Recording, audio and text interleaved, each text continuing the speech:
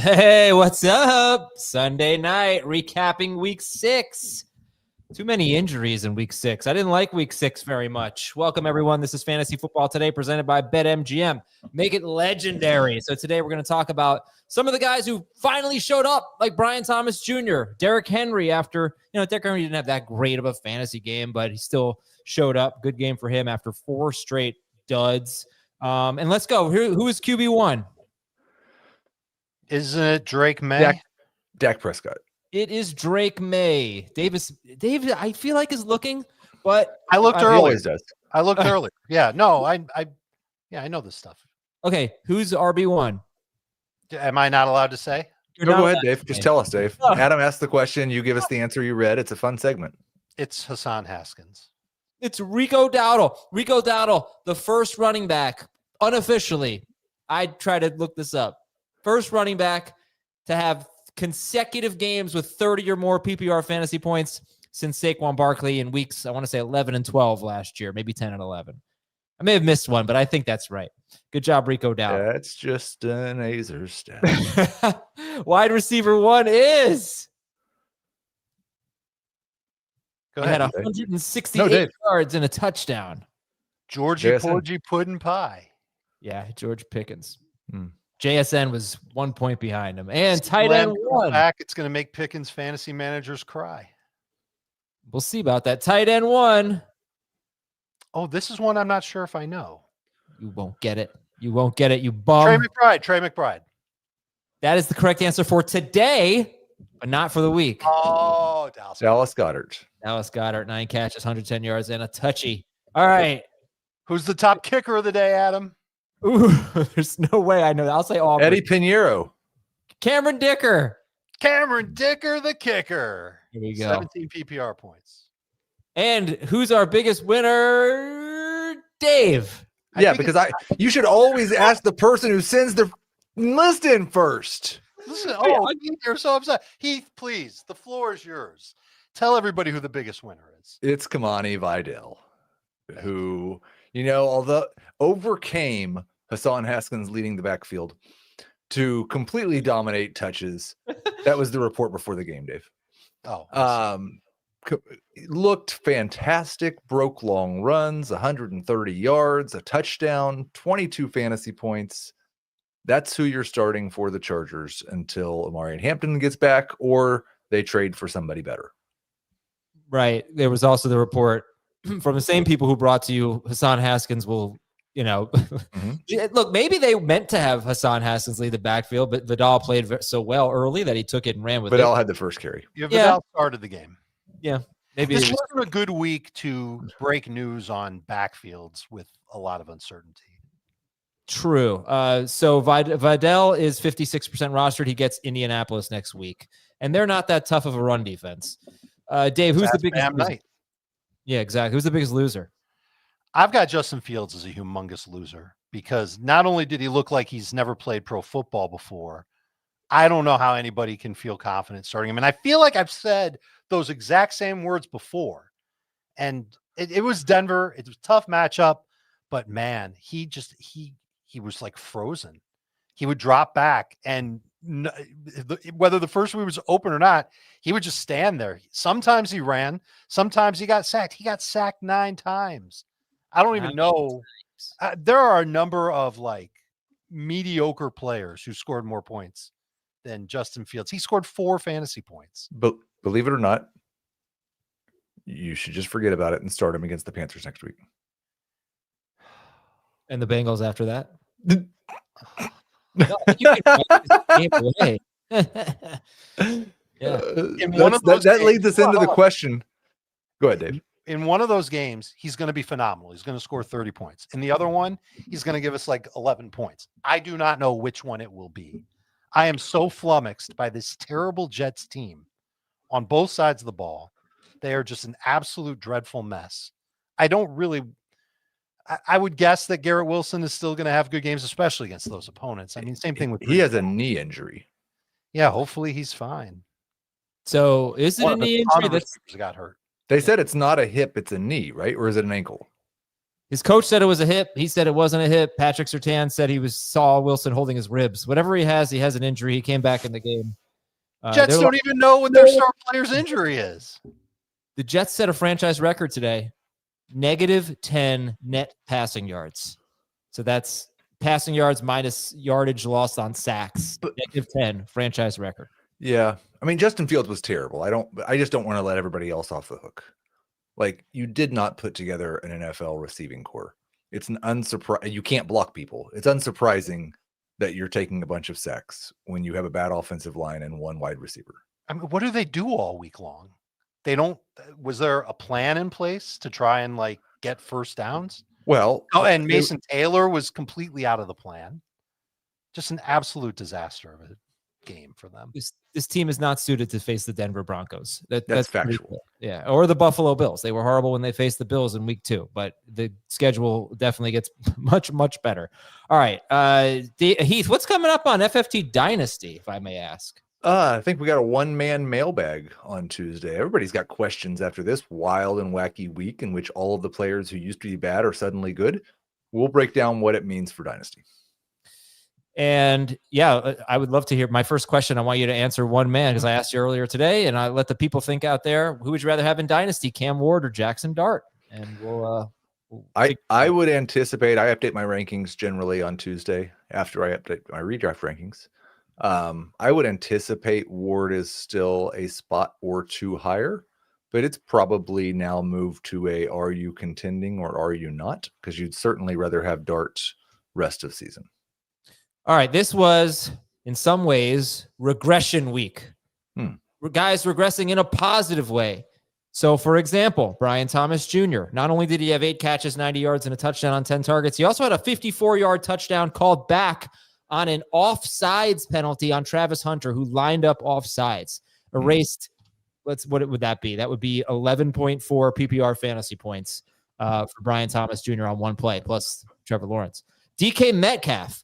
He regressed in the sense that he had gone the first 4 games of the year without a catch on a pass attempt of 20 or more air yards, a deep ball catch. He had 2 of them in this game. He had 4 targets on deep balls in this game. He had 1 target in his first 4 games.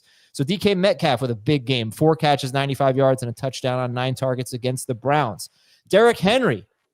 Look, he wasn't great because, one catch for 8 yards, 130 total yards and 1 catch. It's a good game, but 4 straight games with 10.7 or fewer fantasy points. So just the fact that he got the carries, right? He had 11, 12, 8, and 15 carries in his previous 4 games. He had 24 carries for 122 yards and that 1 catch. That was Derrick Henry. And then Tedero McMillan entered the game with the most targets in the NFL without a touchdown. I think we all thought he'd have more yards. 29 yards against the Cowboys, but he caught 2 touchdowns. He was started in 89% of leagues. Hey, Dave, when you look at the positive signs we saw from Brian Thomas Jr. against Seattle, DK Metcalf against Cleveland, Derrick Henry against the Rams, all 3 of them against good defenses, and then Tedero McMillan against a bad defense, Dallas. Are we looking at just a 1-week blip or something we can take into the future and, for good things to come? No, I think it's a good thing. I especially like it for the guys that went up against tough defenses. Although, is Seattle's defense really tough because they were playing without so many starters in their secondary that it opened the door for Brian Thomas to have a good game. And Tim Patrick caught a touchdown as well. And with Derrick Henry, it's a week off, and they expect Lamar Jackson back in week 8. And hopefully the Ravens offense can look like the Ravens offense we thought we were getting. Hopefully that defense gets a little bit healthier and a little bit stronger in the front 7, and they can start competing a little bit more. And that'll give Derrick Henry the game scripts that we want for him to go off and have 100+ rushing yards and a touchdown as well. I kind of wish Tet had more targets. He only had 5 targets in the game. Bryce Young only threw 25 times. It's just how it goes, but the 2 touchdowns were nice. And I think he's evolving into the type of receiver that you're never going to put out of your lineup. I don't even know if you could sell him high if you wanted to off of a 29-yard performance, with 5 targets. Everybody was so much higher than what he had produced. Like, he'd had a bunch of good games without a touchdown, so they weren't that good. And now he had a bad game with 2 touchdowns, so it was good. I think everybody's going to be extremely high on him rest of the season. Are you? Should we be? because there's the Dallas bump that we see for a lot of players, and then they don't do as well afterwards. Sometimes they are Russell Wilson and their career ends 2 weeks after. Should we buy into he's a rookie first-round wide receiver. I don't think he's going the Russell Wilson path. Okay, I'm obviously exaggerating, but what I'm saying is when a team plays Dallas, it's often a good idea to think about selling high after that game. Could be their, I don't think it's going to be his best performance, but 2 touchdowns probably going to be his best performance in a game. All right, you're just going to ride it out with Ted Earl McMillan. You're good. Yeah, and I agree with Heath. I don't think you can sell that high on him. What about BTJ here? Okay, so it wasn't that great of a target share. Trevor Lawrence threw 42 passes in this game. It was his 3rd game with 40 or more pass attempts. I believe Jamie is here. Oh, hey, Jamie. Hey. Jamie, you can talk about Brian Thomas Jr. So he goes for 23 fantasy points today. Dave brought up a good point, right? 2 cornerbacks and a safety were out for Seattle. So is this what do you make of it with Brian Thomas Jr. in this big game? Started in 69% of leagues. I mean, obviously you're thrilled with it. I think you hope that this is still continuing part of the building process of getting him back to where he was last year. And there are clearly some positive signs. Also had a touchdown called back by penalty. Thank you, Travis Hunter. Where, you like to see some of the things that have happened over the last couple of weeks. Still another bad drop over the middle. So I hope there's still not some concerns about, what he's doing when he's in traffic. But obviously there's signs that are encouraging here. So can you sell high? Sure. I mean, if you're concerned that what we saw through the first 5 weeks of the season is the problem, not an easy matchup next week against the Rams. But I think, if you're just looking at it from the perspective of, can he be a must-start wide receiver rest of the way? He's certainly going to be a starter in 3 receiver leagues. I don't think anybody said anything different, even when he was struggling. Can he be a starter in 2 receiver leagues? I still think there's too much upside. So if you're selling him, you better be selling him for something pretty good. Rams, bye, Raiders, Texans, and then the Chargers after that. Not the easiest of schedules for him. And I'm going to tell you one more thing about Brian Thomas Jr. His playoff schedule. Sauce Gardner in week 16, Patrick Surtain in week 17. No, 15 and 16. Sauce Gardner week 15, Patrick Surtain week 16, Colts in week 17. I really, you saw the game in London today. I really think you should take that into consideration. Assuming those guys are healthy at that point, but yes, you should take into consideration. It's a big deal here. Thank you, Adam. I appreciate that comment, brother. Not you, comment? the commenter, Adam Lee. Appreciate it. Oh yeah, your start of the week picks have been great. 5 out of 6, 4 out of 6. Oh, okay. Well, you've been fantastic. Rashad White, we'll talk about him later. By the way, Ted Earl McMillan does get the Jets next week. Real quick, end this segment, put a little bow on it. Rank Brian Thomas Jr., DK Metcalf, Ted Earl McMillan rest of season. McMillan, DK, Thomas. Ooh. Agreed. I think I'd put Metcalf at the end of that list. Give me McMillan, Thomas, DK. I heard this say on I was driving the radio. Is this I just haven't checked. Is season high in touchdowns for Metcalf already? Oh. No, he had for his career? No, because he had like 8 touchdowns. Yeah, I thought so. Yeah, no. You tell the radio to shove it. He had 12 touchdowns in 2021. Yeah. He's got a lot of touchdowns, though, this year. That's for sure. Okay, we're going to take a break, and we're going to come back and give you the big news. There's a lot of it. It's not great. We'll be right back on FFT.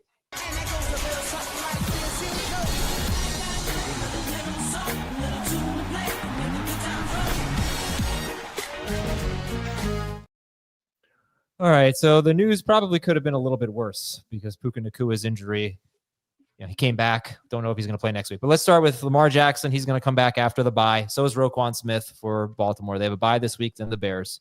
Next week, then the Bears. Omarion Hampton's going to be out more than 4 weeks, according to the NFL Network. David Njoku left with a thigh injury. And Harold Fannin Jr. had 5 targets, I believe, in the fourth quarter. They threw a lot in the fourth quarter. But Njoku was in there. He came back. He only ran 2 routes in the fourth quarter. He left again. Didn't he leave? Did he come back and then leave again? Yes. I think so. He got hurt. You're right. He got hurt early in the game. Then he came back. Then he got re-injured, I think. Re-injured it in the fourth quarter, early in the fourth quarter, and then left. Heath, you have a new setup? I'm working on it. Mm-hmm. Okay, so then we get to the wide receiver stuff. Garrett Wilson has some issue. Hip, rib, whatever it is. Pissed off. Pissed off. Might be a knee or an ankle. It could be. They're all connected. But Go Garrett watch Wilson, George Pickens tape. He'll be fine next week. yep, got Carolina. Puka Nacua left with an ankle injury. Then he came back, but Sean McVay did not commit to Puka Nacua being ready for next week. He just didn't know. And they have a bye after that. And he kind of came. Like, he came back for a few plays, right? Right. I don't know. I think it it was wasn't kind of a full allotment of snaps. right. It looked bad when it first happened. The Rams are practicing at Camden Yards in Baltimore for a day or two before leaving for London. And it sounds like they're going to make a decision on Puka before they leave for London. Right. Okay. Emeka Ibuka left with a hamstring injury, though. Man. No good. No good. Yeah, what a bummer. And Baker Mayfield still managed to score about 23 fantasy points. Tez Johnson, baby. Tez Johnson, both Johnsons, Sterling Shepard, Kate Otten. We're going to have some guys to pick up on the waiver wire. They're at Detroit and then at New Orleans, and then they have a bye. We don't know. I think I when saw the early line on that game, and it's 85.5. Calvin Ridley left in the second quarter with a hamstring injury, and Marvin Harrison Jr. left with a concussion. Yeah. They've got Green Bay and then a bye. Okay. Calvin Ridley, by the way, gets New England next week. News and notes. Other than that, Anthony Richards, I'm going to take a break from the news and notes. We'll come back to the more boring news and notes in a little bit. Let's talk about early waiver wire. Why don't we do that? Jamie, have you made any progress on the early waiver wire? No, but Kimani Vidal. yeah, Vidal will be there. Bam Knight will Knight. be there. Trying to think. What's Bourne's rostership at? He was probably too high. 68%. Okay. What about the Bucks receivers that we just got done mentioning? All of them are very, very available. Jordan Whittington, if he's going to get some opportunities without Puka there. It's a good call. Zay Jones, if there's no Marvin Harrison Jr. Michael Wilson. All the guys that we were talking about as stash candidates back in August. Harold Fannin Jr. is a big early waiver wire guy. Probably. 30% Yeah. roster. But he's back. FOE. And then I think Bryce Young, coming off the game and against the Cowboys, he was good. He wasn't great, but he was good enough. He's at the Jets next week. So you could be looking at him. No Lamar Jackson, no Josh Allen next week. Keyshawn Booty. That's one I don't think I'm going to go. I'm not going to chase that. The names you just said, and Booty's like where you draw the line. Yeah, absolutely. I mean, Booty's been completely invisible since week 1. Why won't he be invisible for the next 5 weeks? I should have realized. I believe he's from New Orleans or Louisiana. Yeah, he had a bunch of friends at the game. Yeah, I should Paid have a lot of money for tickets. Should have realized that. Yeah, he talked about that after the game. He only had 5 targets in the game. Yeah, but we're talking about all these teams dealing with injuries at their position. Like anybody with a pulse at this point, you'd be happy with. If you're going to pick one Bucks receiver, who would you pick? Tez against the Lions. Yeah. Yes. Yeah, I mean, they both had 3. He and Sterling Shepard both had 3 targets in the game. Yeah. Nobody on the Bucks had more than 6. It's kind of what they do. Yeah. Well, it's time for football at BetMGM. Register with BetMGM. Get instant access to the best variety of parlay selection features, no sweat and boost tokens, live betting options, and much more. New players can receive up to $1,500 back in bonus bets with the bonus code FANTASY if they don't win their first bet. You don't want to miss out on any of the hard-hitting action at BetMGM. Place your money line, parlay bets, and more today. BetMGM, make it legendary. And if you haven't signed up, don't forget to use that bonus code FANTASY. All right, the other news and notes. Anthony Richardson has an orbital fracture. No timetable for his return. Right now, their backup in Indianapolis is Riley Leonard. Teams are inquiring about Breece Hall, according to the NFL Network. I think we should dedicate some time on Wednesday, I guess, or even Tuesday to talk about the trade deadline, which is still a little ways away. But maybe we have some big names on the move. I had a fascinating conversation today. I wish I could share the entire scope of it, but so we have on our programming on HQ, and I believe he does some podcasting. Rand Carthon, former general manager of the Titans, and I asked him, if you're in the situation like with a player like this, with Kamara, who says he wants to stay and has been with the franchise forever, what would it take to part ways with him? And he told me just a great story about what he had to go through with Derrick Henry. It was unbelievable. Oh, interesting. Yeah. Well, thanks for something, but kind of nothing there because I'm Well, dying. I mean, again, I wish I could share the entire. Basically what he said was is like when you have a player like this, like it has to be the most overwhelming offer to clearly make that type of decision. So he said, like in the case of Kamara, like if a team's going to overpay, like you sit down with him and you say, listen, we have to do this. Like, you know, we're going to give you a chance to go in, and you're going to, you know, hopefully, help us out. And we wish it could work, but clearly it's, better for both parties involved. Amari DiMercato left with an ankle injury, and Jonathan Gannon, the head coach, after the game, he said that was quote a big shift for them in their game plan when DiMercato left. They had guys that wasn't found it the in end zone. the second half? No, It it's pretty early. I thought second half. I'll double check right now. I think it was pretty early. They said on the broadcast that Zay Flowers had never fumbled in his life, and he fumbled twice. Put a call out to his Pee Wee football coach. And the playoffs. That's right. He definitely has fumbled in his life. Mike Gesicki left with a pectoral injury, and actually 2 tight ends got involved for Cincinnati. Baltimore got their left tackle back, Ronnie Stanley, and then he left with an ankle injury. Cleveland right tackle Jack Conklin left in the second half. And on defense, the big one is Fred Warner leaving in the first half with what looks like a season-ending injury. They've already ruled him out for the season. Okay.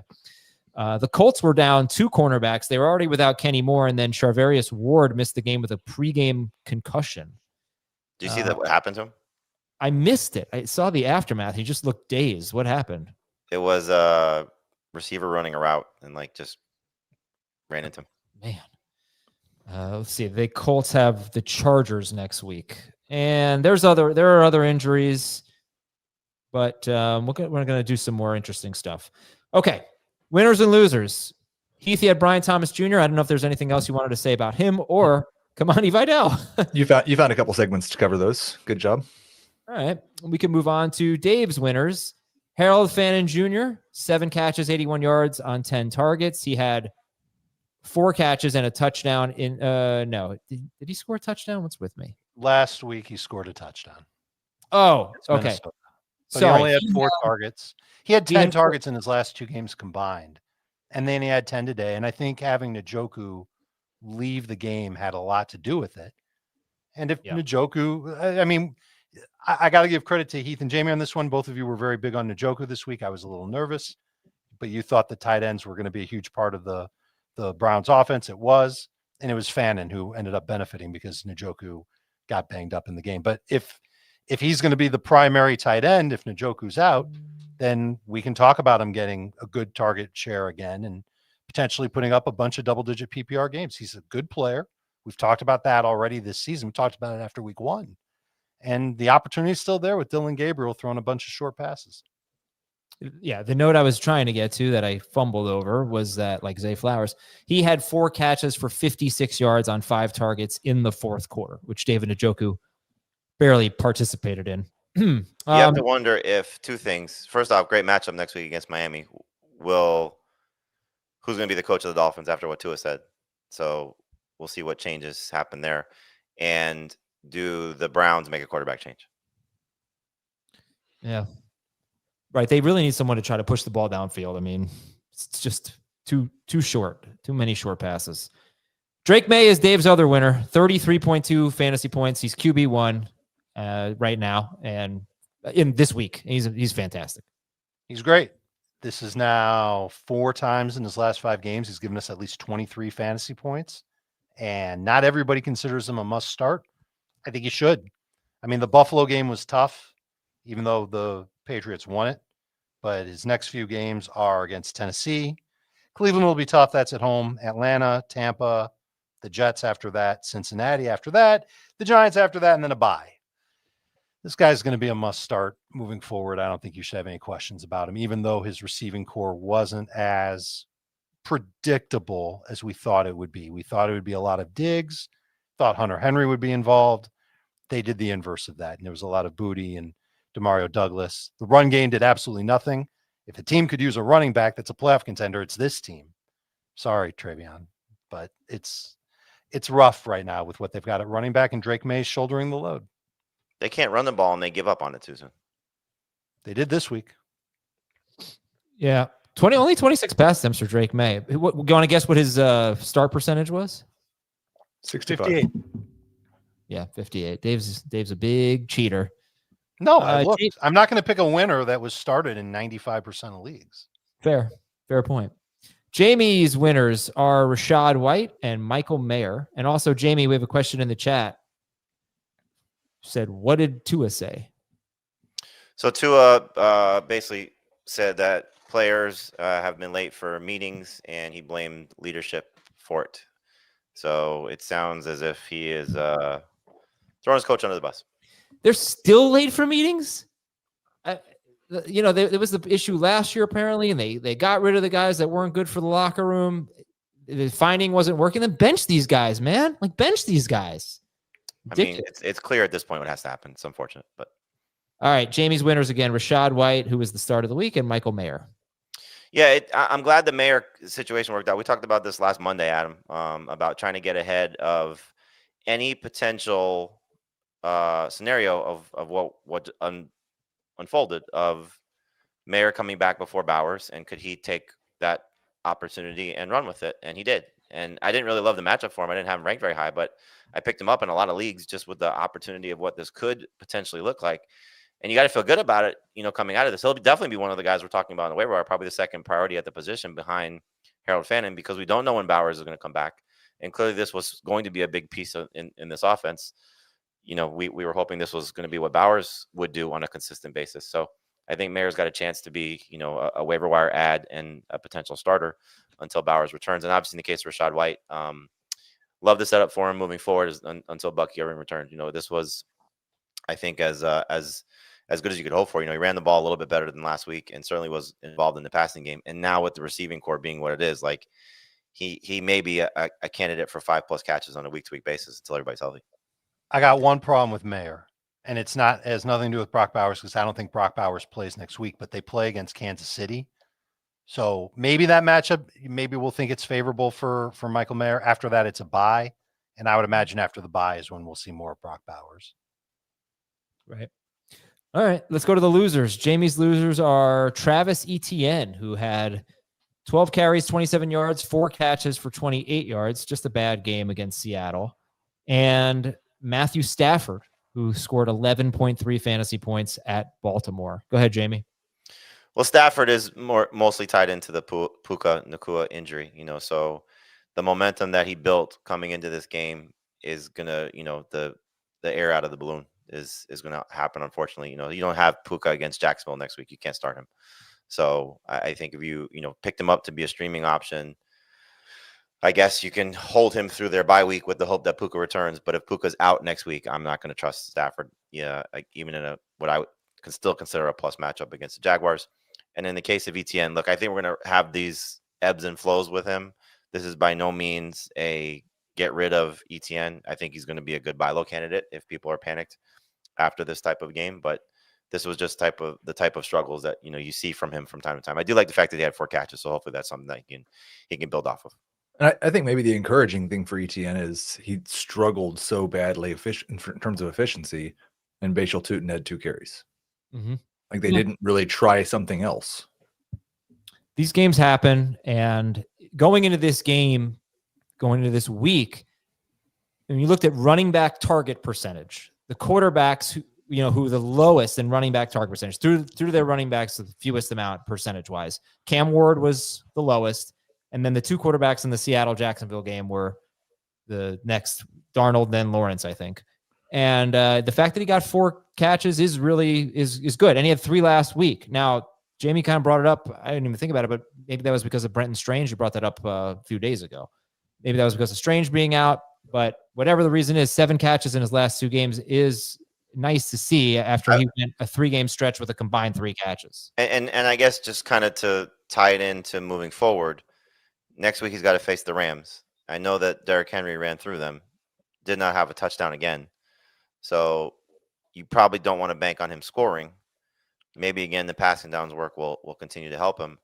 Their offensive line was beat to crap today. I mean, the Seahawks demolished that line. And run blocking, pass blocking, like everything that Jacksonville tried to do. Like Trevor Lawrence was running for his life.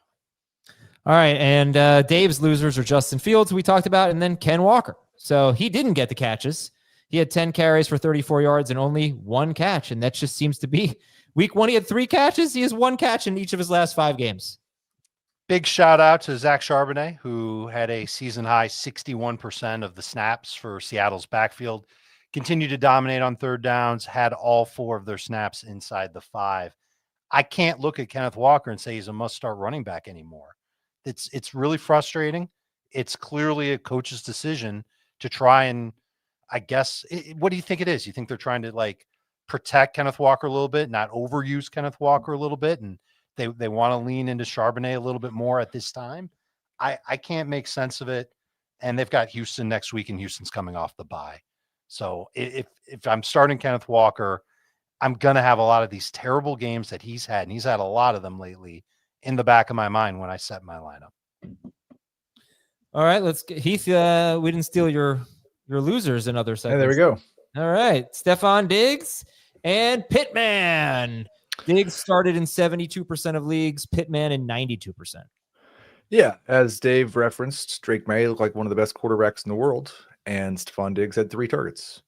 Kayshon Boutte was awesome. Demario Douglas had a long touchdown. Diggs was mostly uninvolved, and I think you're still starting him next week as a number 3 wide receiver on the hope that the last 2 games are more indicative of what's to come. But we were kind of building towards must-start Stefon Diggs, and this is definitely a step back from that. And then Michael Pittman, I said this morning, Daniel Jones has been so good, but the last couple of weeks, Pittman hasn't really been a clear number 1 target in this offense. Josh Downs was getting more involved. Alec Pierce was back, and there wasn't a big role for Michael Pittman. Yeah, he had a 20. What do you think about a 23.3% target share? Because that's what it's good, right? Pittman had that going into this week. Brian Thomas Jr. is right around there. I don't know that you can be great with that. I think it depends. A 23% target share on a team that throws 36 to 40 times a game is great. On a team that throws 27 to 30 times a game, it's going to lead to weeks like this. Yeah. Diggs rest of season.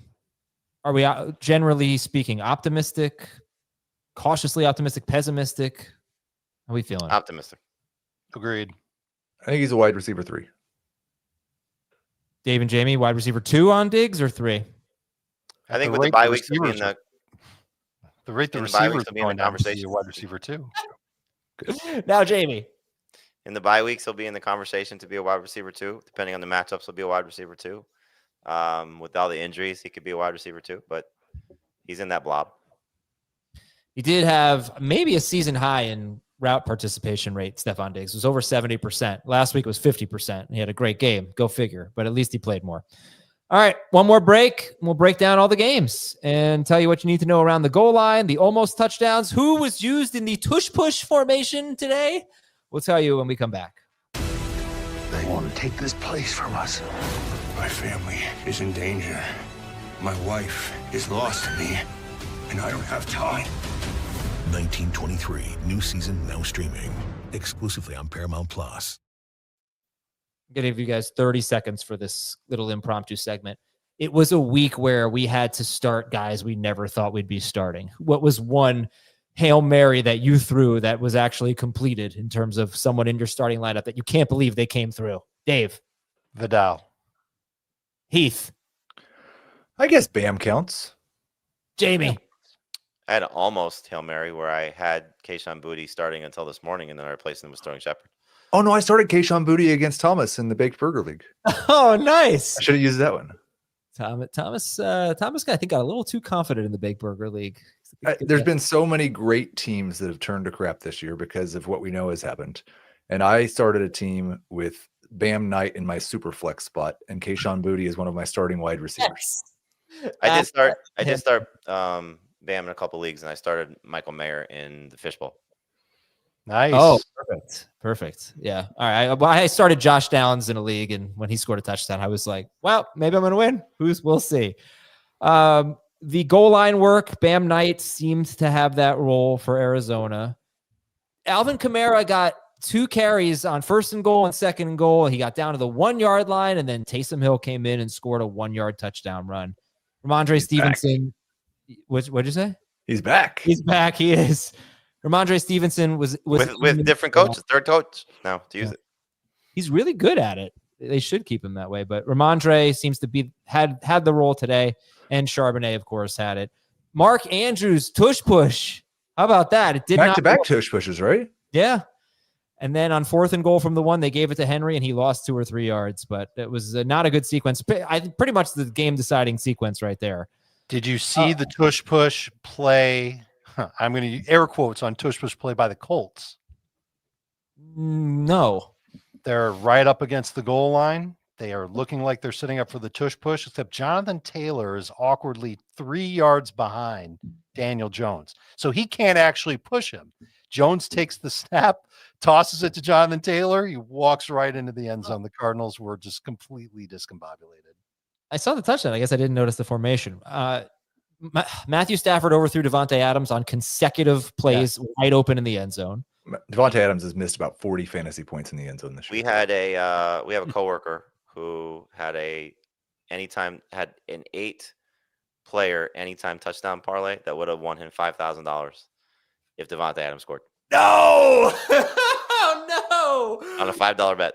Oh, my gosh. Oh, that's brutal. Yep.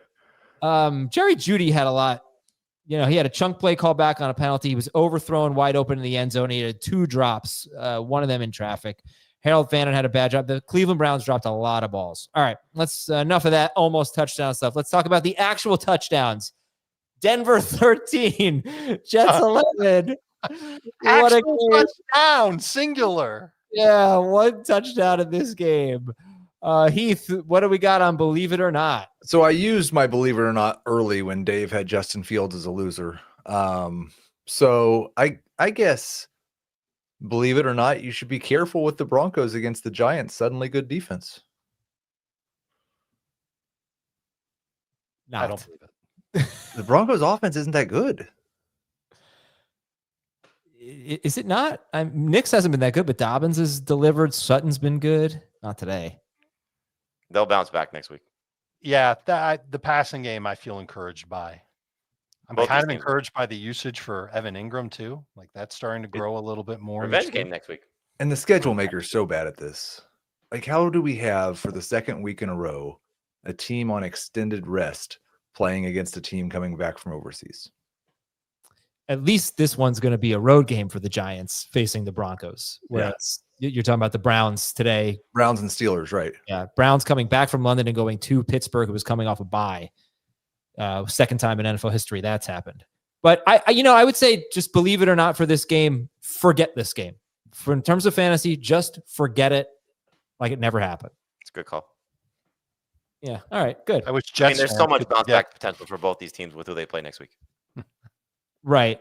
Giants for the Broncos and Carolina for the Jets. Yep. The Giants aren't that bad on defense, though. No, but I mean, look, this was a huge letdown for the Broncos because the way the Jets had been playing defense, I think a lot of people thought that this would be a much easier situation, maybe for everybody except for Sutton. We thought, we spent a lot of time talking throughout the week. I know Heath and I were on the Troy Franklin potential. That I know Dave was a little anti-Bo Nix, so that played off. He got off to a great start, and then just couldn't do anything after the fact. And the biggest disappointment, I think, is probably Dobbins, just, the way that he had been running with, a touchdown or 100 yards rushing in every game so far this season, the way the Jets run defense had looked. So give the Jets defense some credit. Obviously, Breece Hall is a disappointment. We knew that Justin Fields would struggle. We knew that Garrett Wilson would struggle. So I think you just kind of chalk it up to, okay, Jets defense played much better than they've shown all season long. And the Broncos defense just did what they typically do to most teams. And so next week, you just got to feel confident that these guys, for the most part, will bounce back. I think Nix is the one that you got to have some questions about. Okay. Indianapolis 31, Arizona 27, Heath. Trey McBride's the only Cardinal you can start next week against the Packers. Bam Knight, thank you. Goodbye. Not my starting lineup. Yeah, I believe it. Yeah, I mean, right. It was a good day for Bam Knight, but he had 11 carries compared to 9 for Michael Carter. I think he's the goal line back, but it's not like he is. Really trust him. it was almost an even split between Knight and Carter in terms of snaps. Knight played 49%, Carter 46%, but Bam Knight, 4 snaps inside the 5. Okay. On the other side of the ball, anything there? Not really. Daniel Jones must start next week against the Chargers in Los Angeles. Borderline. I did my QB rankings already, just the outline of it, and he's just outside the top 12. Mm-hmm. He's been pretty good. When Jonathan Taylor scores 3 touchdowns, Daniel Jones struggles. Other than that, he's or when Tutu Atwell. I mean, sorry, not Tutu Atwell. When Adnan fumbles the ball going into the end zone. Yeah, he's been pretty damn good. The one thing is he's been better at home than he has been on the road. Yeah.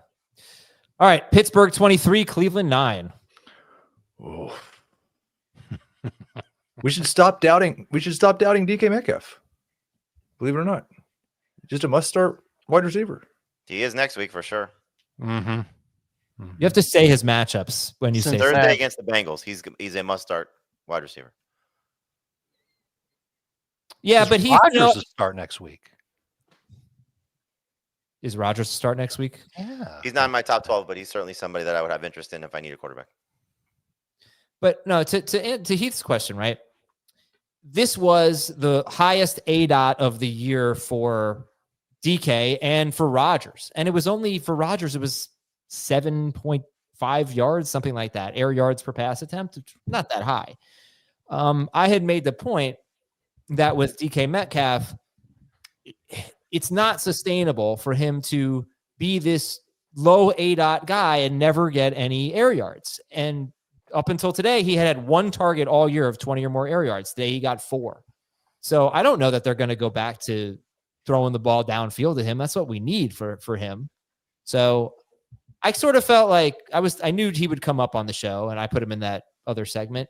To me, he's the most hold, right?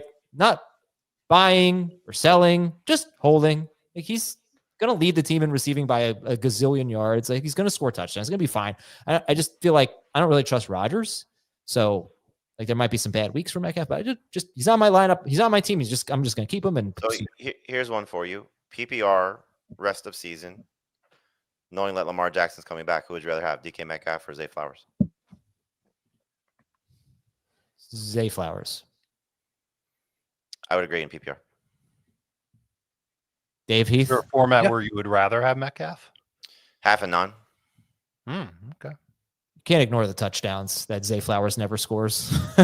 Right. Wow. Hey, what about this run game for the Steelers? Yes, thank you. Go on. Well, Warren played 52% of the snaps. Gainwell played more on third downs. Caleb Johnson got some run in the fourth quarter. But in full PPR, Gainwell was better than Warren.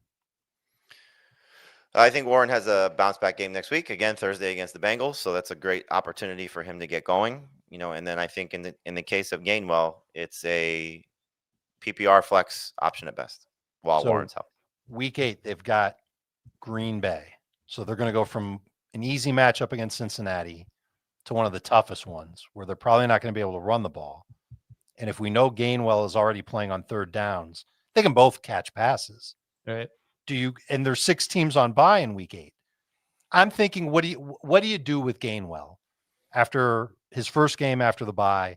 It was 9.6 PPR points. He had 6 catches. So he really didn't have that great of a game.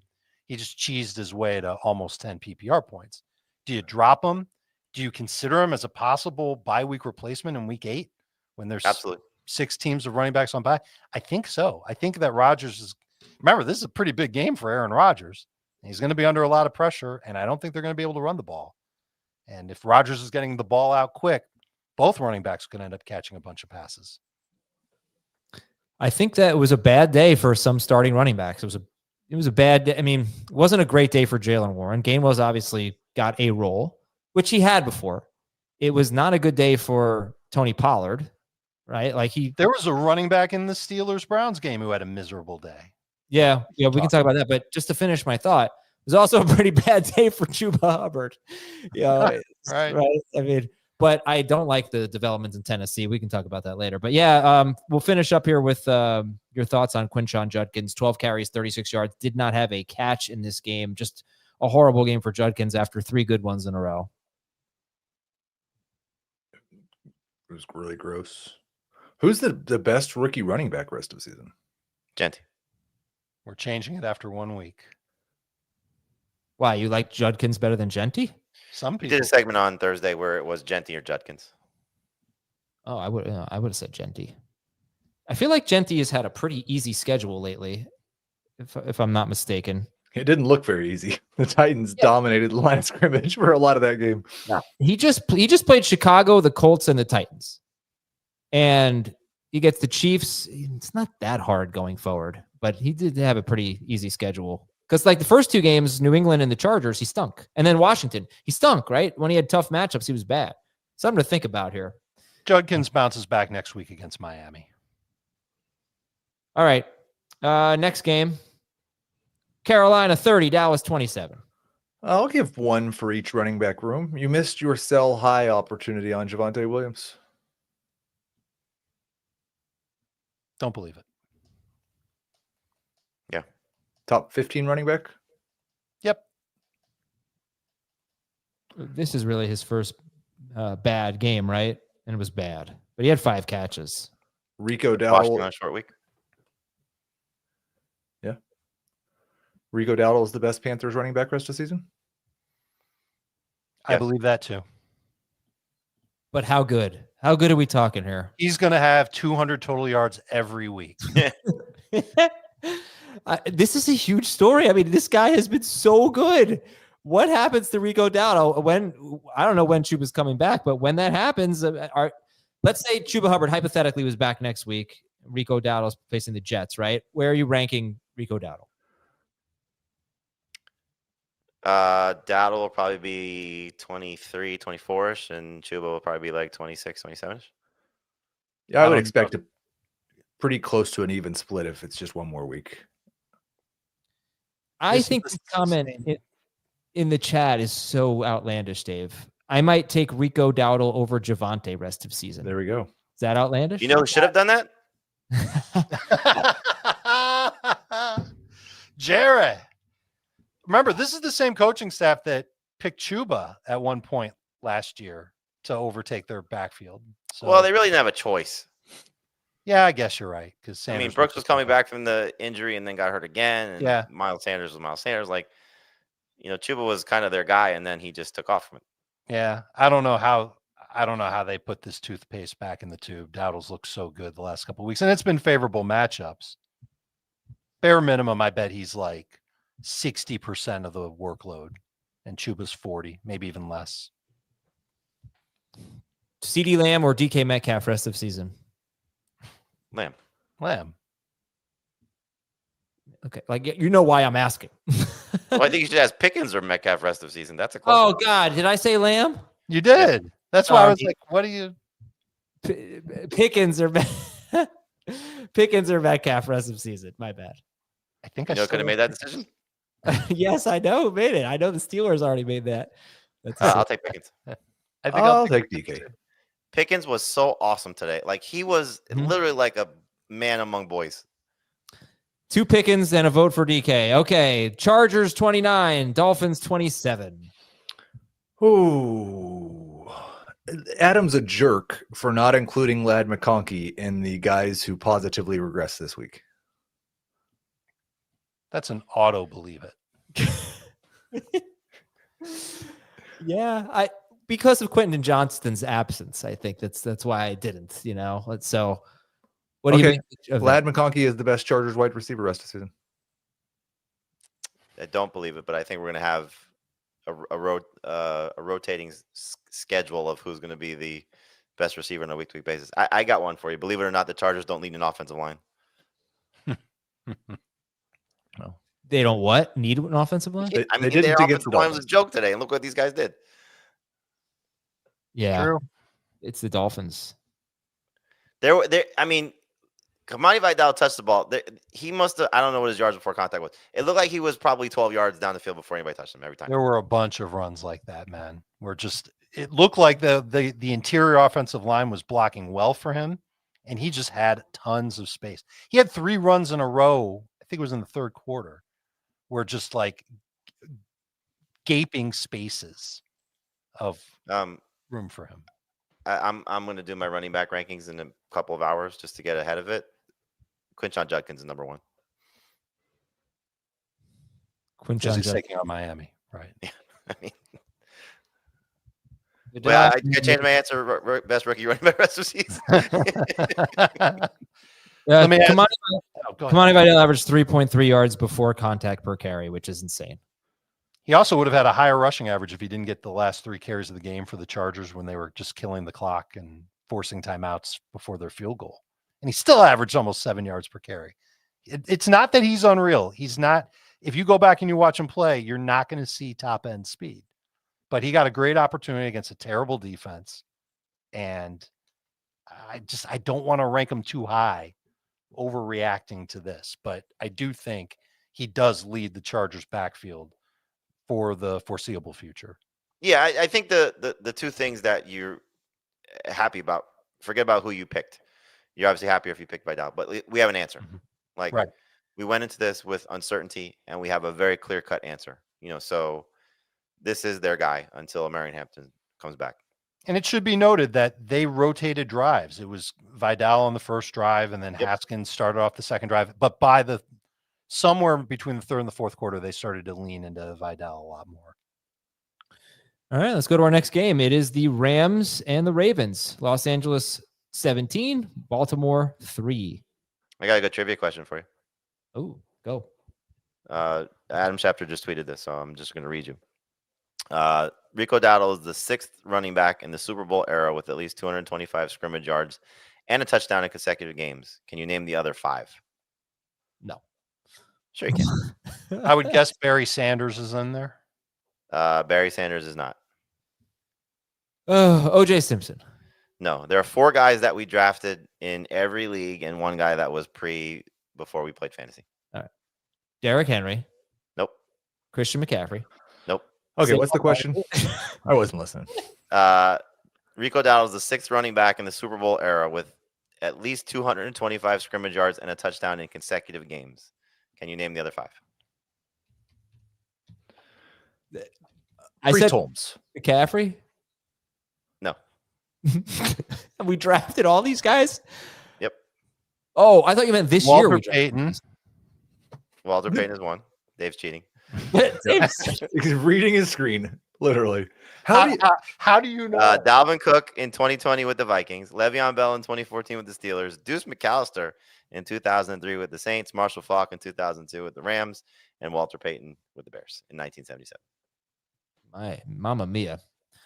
All right, Heath, Rams, Ravens. We drafted all these guys this year. Yes, Adam. It's historical that. Yeah, I got it. James Cook. Heath, go ahead. Oh, we're on the Rams and the Ravens now? Yeah.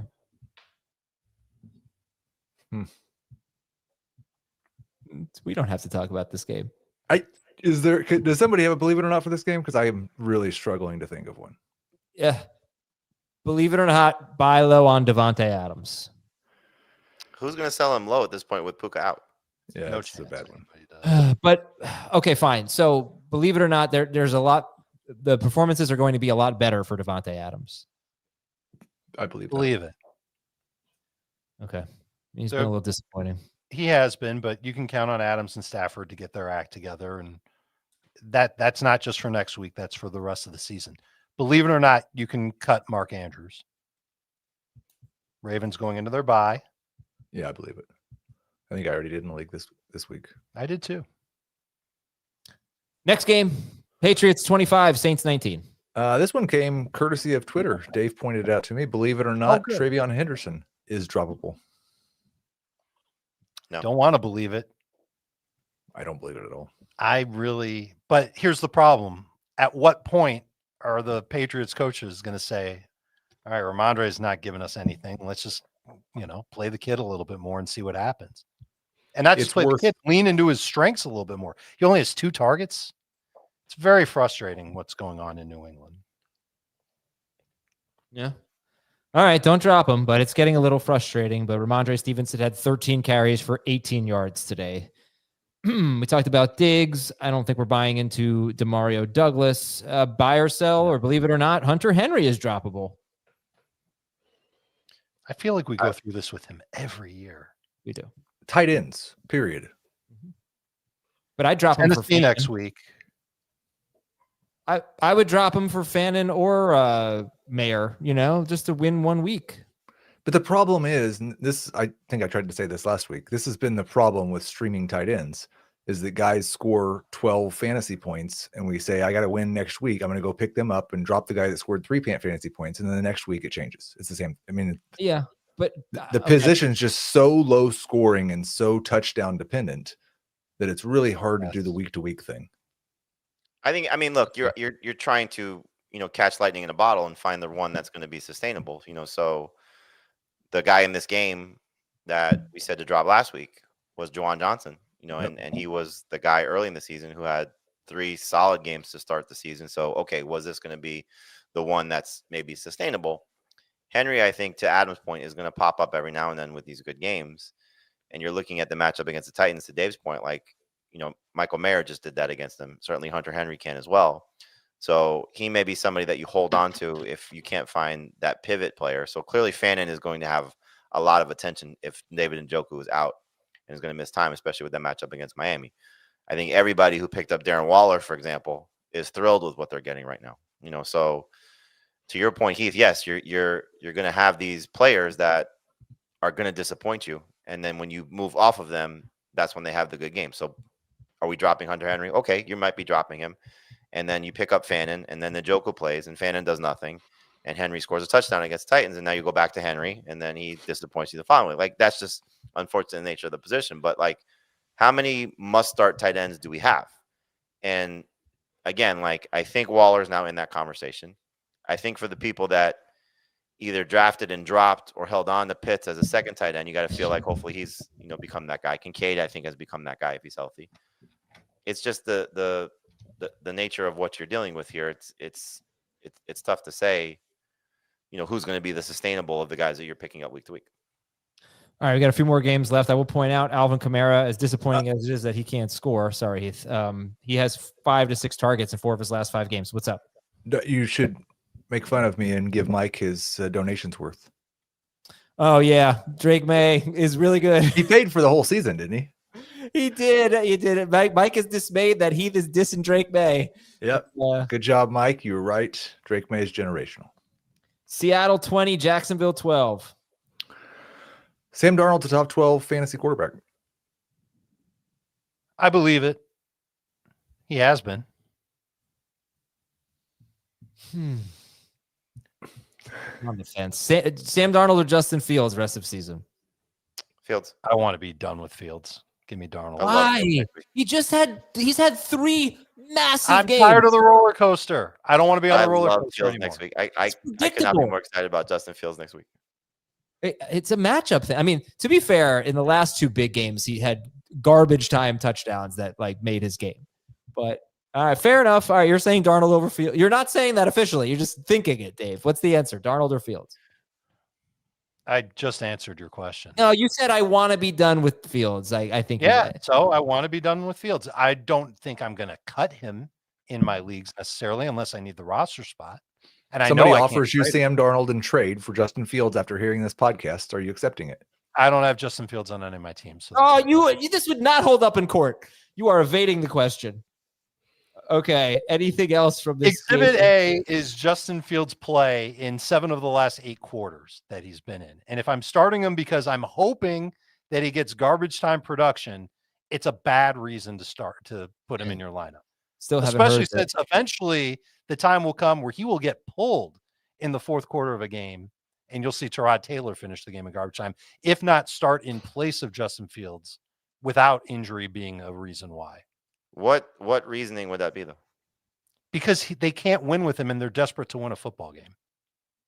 He's the reason why they're not winning? He's one of a Yeah. myriad of reasons why they are not winning football games. He's playing poorly. I mean, the throws are off target. They're not on time. The sacks that he's taking, it's not all on the offensive line. But he's never been that great of a quarterback, and he puts up big fantasy numbers. Anyway, this is supposed to be about Seattle. Believe it or not, Jackson Smith-Njigba is the number 2 wide receiver rest of season. It might be number 1. Yeah, why not number 1? Well, let's say Especially Puka. if Puka is banged up. He's right. numero uno, baby. But top 2, yes, believe it. All right, so you take him over Lamb Right now, yeah. Absolutely. He's healthy and he's great. And this team can't run the ball very well. And he's the best thing they've got. And their quarterback is playing well. To the late games. Las Vegas 20, Tennessee 10. Sorry, I was watching Juju. Yeah, that was Juju's breaking away. Look, Trey Tucker is the best wide receiver on the Raiders. Don't believe it. He's been the most productive, right? By far. By far. Well, yeah, his one game was better than anything Myers did. His one game might be better than Jacoby Myers' season. No, like I want to check this out because I'm sure you're right. Remember when I removed Trey Tucker from Fantasy Feud? Yeah. Tucker's like 4 PPR points per game better than Jacoby Myers. All right, so Dave's not believe believing it. Jamie, are you believing it? I honestly think like if the Raiders are doing themselves and Jacoby Myers a service, like they trade him. Right. He did request to be traded before the season started. Yeah, he wanted a new deal. He wants to be traded. Like it's a perfect situation. Like let him go, be somewhere where he can be productive and help a team out. And now you can play your young receivers, play Tucker, play Thompson, play Besh, and They're Besh. and let them see what they have. I mean, Heath, it's going nowhere. Are you believing it, Heath? I think I believe it. That Tucker is better than Myers rest of I season. actually had Tucker ahead in the projections this week and just lowered him because it looked and felt dumb.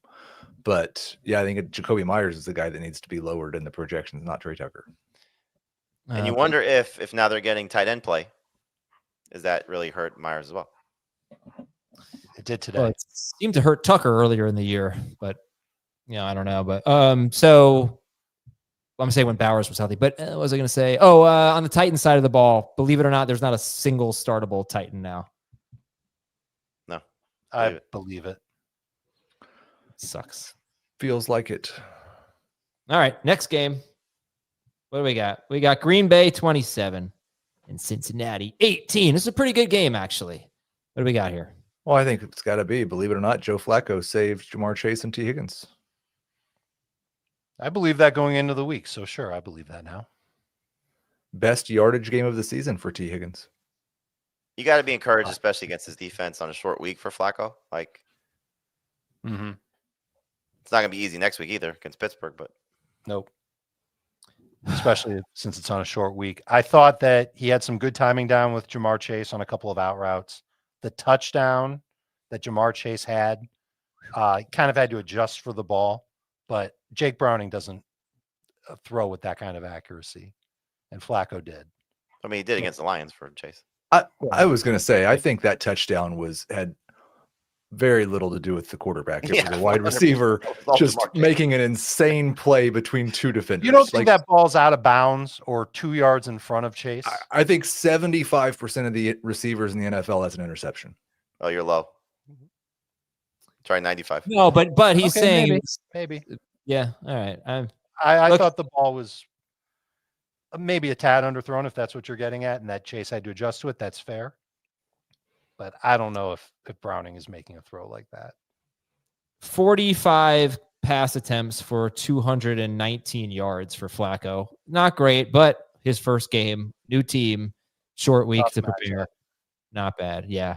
On the other side of the ball, pretty interesting. Golden gets 5 targets, 3 catches, 86 yards, 2 carries for 16 yards. It just was very spread out, but Dobbs did get 9 and Kraft only got 2.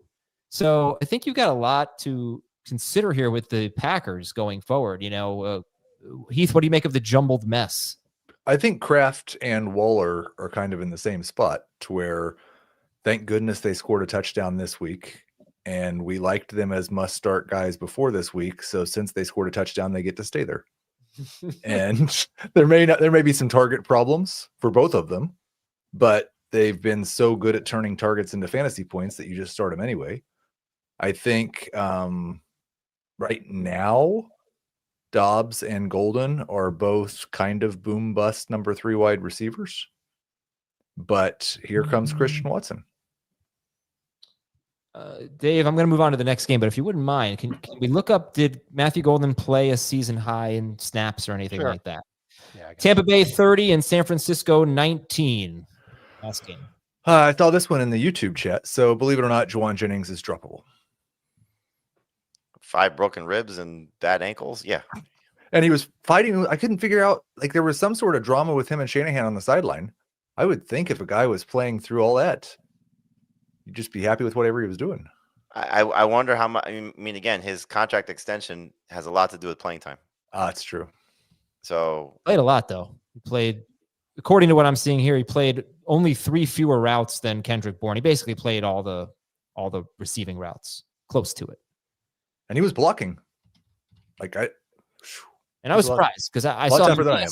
Yeah, I saw MVS on the field. I was like, oh, maybe Jennings just isn't playing that much. But no, he played. He 79% route participation rate. Kendrick Bourne led the way with 85.1%. So did Jake Tongas. if you can find somebody to be a trade partner for Kendrick Bourne, I'd be selling him now. Yes. I don't know that I want to drop Jennings, but I probably won't. Well, you have Kittle expected to return in week 7.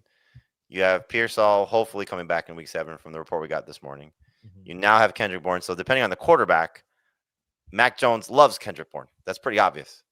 So yeah, what are you expecting from Jennings from a high-end potential? Like the game we had against New Orleans where he had 10 targets and looked great. He's now really banged up. A lot of competition for targets. Like it's hard to justify like at what point you're going to start him. It's a good point. You're right. I'm still expecting, though, like Brock Purdy's going to be healthy soon, and Brock Purdy's going to be the unquestioned starting quarterback. Oh, I don't disagree with that at all. But yeah, I think, again, it's take the Mac Jones-Kendrick Bourne relationship out of it. Like Kittle back, Pearsall healthy, Ayuk maybe at some point back, McCaffrey still involved. Like I know they're throwing the ball a lot, so that's going to be a benefit to him. But I don't think Bourne just goes away just because Mac Jones is gone. Agreed. All right, Dave, anything on? Yeah. He played 70.8% of the snaps in week 3. And in week 6, he played 70% on the dot. That's unofficial. Okay. But he had a good game. Probably should have had, I don't know if he should have had more yardage, but he was easily their best wide receiver. And if you've been sticking with Matthew Golden, I think great days are ahead. If you were wondering, Taylor Swift and Caitlin Clark are at the Chiefs game. It's a great album. It really is. Caitlin Clark's album? Yeah, it's so good. What's the song? It's the what is she have an Elizabeth Taylor song or something? No. It's the Ophelia song. Yeah. That song is great, isn't it? Wow. My daughter came home and told me, Dad, you need to listen to the Wood song. It's about Travis Kelce. Yeah, that's a good song too. That is a good song too. It's really good. I passed on that opportunity. No, it's not. So we've done the Travis Kelce Taylor Swift Halloween costume a couple years in the past. I'm trying to get my wife this year to go as Taylor Swift, and I'm just going to dress as like a tree. Yeah. You like that? Yes, that is so good. And no, I'm not a Swiftie. I'm not a Swiftie. I'm allowed to like her album. It's not a pop album anymore. She's really like, it's not even appropriate for like little kids anymore. She's dark Taylor, but it's good. I am for Halloween going to make like a tree and leave. Okay. All right. If he got the reference, he'd be laughing. Yeah. Oh man, people are so mad about like when men like Taylor Swift. Like, get over it. All right, we have to want to win their fantasy leagues, dude. Yeah. Okay, Dave. I just did an hour and 8 minutes on fantasy football. Okay, the show is over. Okay, we're out of here. We will talk to you tomorrow with Beyond the Box Score. Well, we'll do not a word about Jordan Love. Oh yeah, sure. We can talk about him. I forgot about the Packers. He stunk. I wish he had a better game. He will have better games moving forward. That was worth it. I didn't. Much more valuable than my costume. Yeah, there you go. All right. See you later, everybody. Talk tomorrow.